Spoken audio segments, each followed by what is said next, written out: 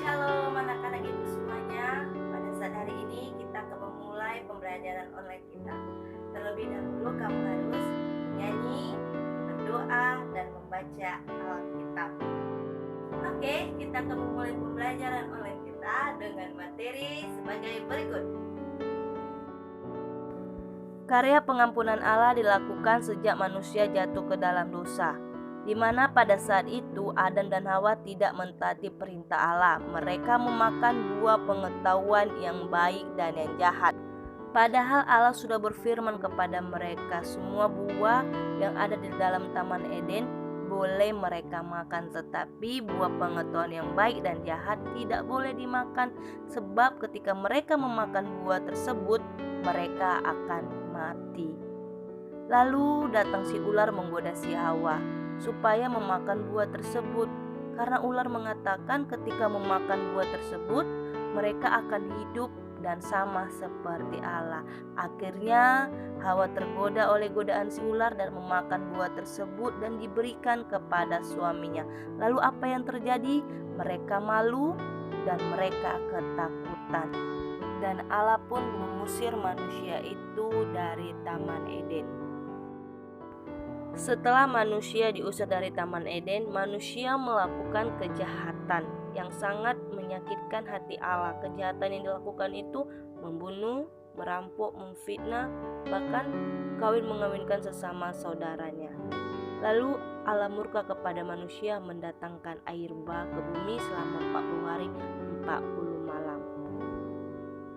Selain mendatangkan air bah, Allah juga memusnahkan bumi dan seluruh isinya. Tetapi ada satu keluarga yang diselamatkan oleh Allah, yaitu keluarga Nabi Nuh. Keluarga Nuh diselamatkan oleh Allah karena menuruti ajaran Allah dan taat kepada perintah Allah.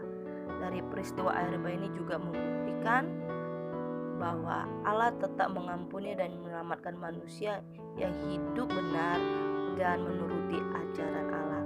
Allah tidak pernah berhenti melakukan karya penyelamatannya dari dahulu sampai sekarang.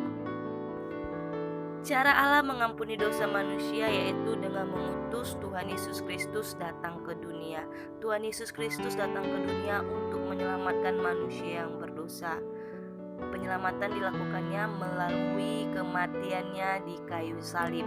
Jadi setiap kejahatan yang dilakukan oleh manusia telah diampuni Allah melalui penyaliban Tuhan Yesus Kristus. Mengapa Allah mengampuni manusia walaupun manusia itu telah melakukan dosa? Yang pertama, karena Allah mengasihi manusia.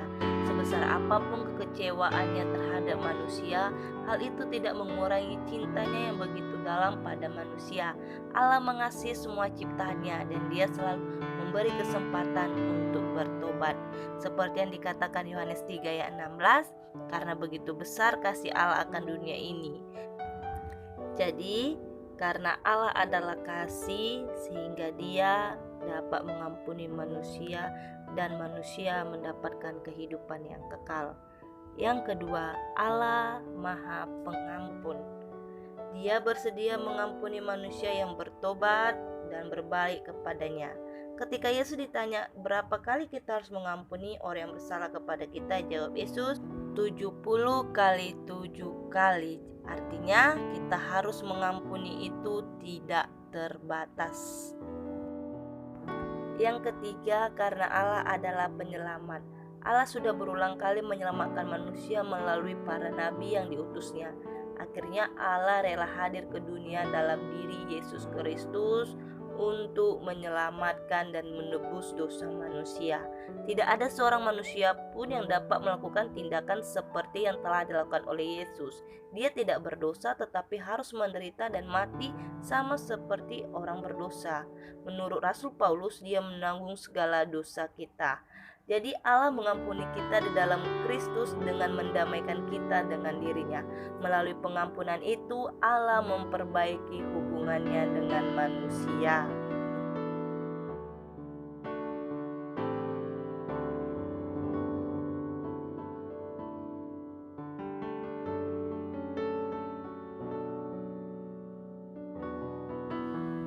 Demikian pembelajaran untuk kita hari ini. Ibu harap kamu dapat mengerti setiap pembelajaran yang ibu jelaskan, dan setiap tugas yang ibu berikan kepadamu harus kamu kerjakan dengan baik dan benar.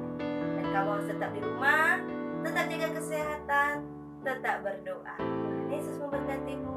Shalom.